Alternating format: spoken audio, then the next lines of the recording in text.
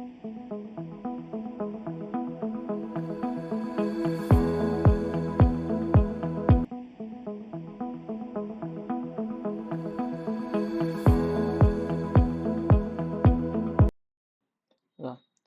Friends, welcome to the new session. इस session में हम डिस्कस करेंगे सेक्शन 187 और सेक्शन 165 167 सॉरी 187 और 167 187 बीएनएस का, जो कि पहले था सीआरपीसी में 167।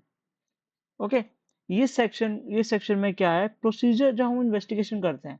अभी तो जो इन्वेस्टिगेशन पड़ी है, क्या होती है, एफआईआर लॉन्च हुई, उसका इन्वेस्टिगेशन स्टार्ट हुई। इन्वेस्टिगेशन स्टार्ट होने के बाद जब इन्वेस्टिगेशन स्टार्ट करनी शुरू कर दी, आपने एफआईआर लिखी, इसकी कॉरिबेटरी एविडेंस, उसकी एविडेंशियल वैल्यू चेक करी, किस टाइम भी यूज हो सकती है, कैसे 61 के स्टेटमेंट लिया, उसका 64 का स्टेटमेंट हुआ फिर, ठीक है। और अब इसमें दिखा रखा है जब इन्वेस्टिगेशन 24 घंटे के अंदर कंप्लीट नहीं होती है तो हमें करना क्या है। 24 घंटे के अंदर इन्वेस्टिगेशन कंप्लीट नहीं हुई तो हमें करना क्या है, ठीक है। देखते हैं। देखो, इस सेक्शन में हम चार चीजें पढ़ेंगे। Production of the accused before judicial magistrate के सामने प्रेज करके एग्जीक्यूटिव मजिस्ट्रेट के सामने प्रोडक्शन करना ही करना है 24 आवर्स के अंदर अंदर अक्यूज को मजिस्ट्रेट के सामने सामने, ठीक है। फिर कंसेप्ट ऑफ पुलिस रिमांड समझेंगे, ठीक है। हाउ और हाउ मच पुलिस और judicial custody can be granted, कितनी जुडिशियल कस्टडी मिलती है, कितनी पुलिस कस्टडी मिलती है, इसके बारे में डिस्कस करेंगे, ठीक है। और उसके बाद डिस्कस करेंगे कंसेप्ट ऑफ डिफॉल्ट बिल के बारे में। ये हम सब चीजें ये हम सबसे सेक्शन 187 के बारे में पढ़ेंगे, ठीक है। 187 क्या कहता है हम इस सेक्शन में पढ़ेंगे, ठीक है। ये सब चीजें 187 के अंदर अंदर है, ठीक है। डिफॉल्ट बिल का कंसेप्ट है, हाउ मच पुलिस और judicial custody can be granted, concept of default bail, production of accused and before judicial magistrate, ठीक है। ये सब चीजें हैं, ये सब चीजें सेक्शन 187 के अंदर हैं। अब देखो, before studying section 167 we need to look section 35 and section 58 once.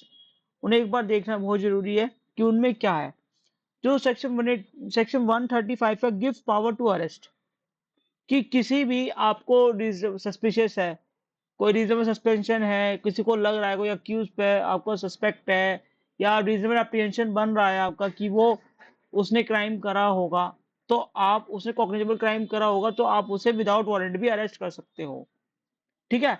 लेकिन अब सेक्शन 58 सेफ गार्ड दे देता है कि आप उसे अरेस्ट तो कर लोगे, लेकिन 24 घंटे से ज्यादा आप उसको अरेस्ट करके नहीं ले सकते, ठीक है। ये दो प्रोविजन है, एक में अरेस्ट दे रखा है और एक में सेफ गार्ड दे रखा है। इलीगल अरेस्ट से सेफ गार्ड दे रखा है, ठीक है। That any person will not be detain more than 24 hours, कोई भी पर्सन 24 आवर्स से ज्यादा डिटेन नहीं रह सकता, ठीक है। तो सेक्शन 35 का पर्पस क्या है, टू प्रिवेंट अब्सकॉन्डिंग, ताकि वो भगे ना, ठीक है। और वो कोई डिस्ट्रक्शन ऑफ एविडेंस के साथ छेड़छाड़ ना हो, ठीक है। और आगे फर्दर इन्वेस्टिगेशन के लिए, ठीक है। ये तीन पर्पस तो सेक्शन 35 कह रहा है, क्या क्यों विदाउट वारंट के लिए आप अरेस्ट कर सकते हो। और सेक्शन 58 का पर्पस क्या है, to to not misuse the power by the police, जो पुलिस की पावर है वो मिसयूज ना करे, ठीक है। ट्रांसपेरेंसी बनाने के लिए, ठीक है। और सेफगार्ड देता है अक्यूज को और सस्पेक्ट को, क्योंकि उनको कोई इलीगल अरेस्ट ना करे, ठीक है। इलीगल अरेस्ट से सेफगार्ड देता है, ठीक है।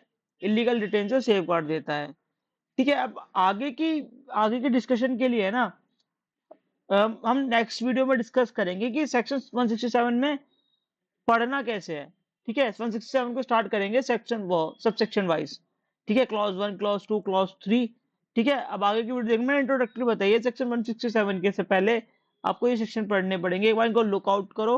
और सेक्शन 167 के अंदर हम क्या क्या पढ़ेंगे ये मैंने आपको बता दिया है, ठीक है। थैंक यू, चैनल में ऐसे बने रहिए और आगे 167 के लिए पढ़ने के लिए आगे अगली वीडियो को वेट करिए।